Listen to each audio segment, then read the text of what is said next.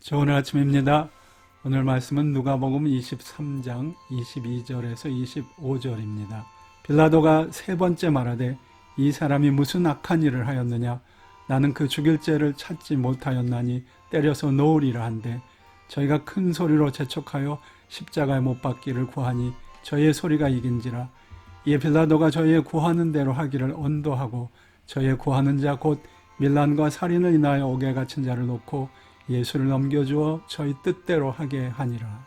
오늘의 제목은 빌라도의 선택입니다. 성경을 읽는 많은 사람들이 빌라도의 처지에 대해 일종의 연민을 느낍니다. 그는 하필 예수님이 십자가에 못 박히시는 순간 로마의 총독이었습니다.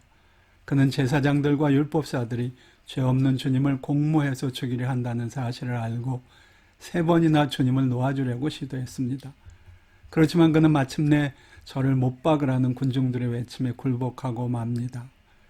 여러분이나 제가 빌라도의 위치에 있었다면 어떤 판결을 했을까요? 저는 솔직히 말해 빌라도하고 다른 결정을 했을 것이라고 말할 자신이 없습니다.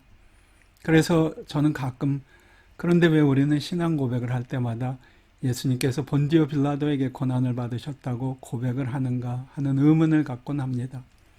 그는 다만 예수님을 못 박으라는 유대 군중들의 요구에 못 이긴 것뿐인데 말입니다. 역사상 비슷한 의문을 제기한 사람들이 적지 않았습니다. 그런데 어떤 경우에도 빌라도의 이름을 거기서 빼줄 수 없었습니다. 왜냐하면 로마 총독인 빌라도의 이름만이 그 당시의 역사를 가장 확실하게 대변할 수 있는 이름이기 때문입니다. 가룟 유다가 그 시대의 역사를 대표할 수는 없지 않겠습니까?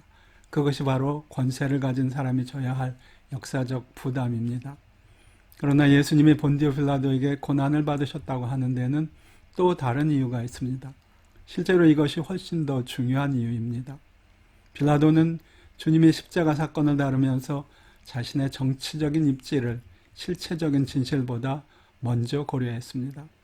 그는 예수님이 죄가 없으시다는 진실을 알았습니다. 그러나 그는 그것 때문에 로마 총독으로서의 자신의 입지를 어렵게 만들고 싶지 않았습니다. 즉 그는 정치적으로 현명하게 행동하기 위해 실체적인 진실을 포기했던 것입니다. 그것이 바로 빌라도의 선택이었습니다. 우리들도 가끔씩 이렇게 실체적인 진실과 정치적인 고려 사이에 선택을 해야만 하는 빌라도의 딜레마에 빠집니다.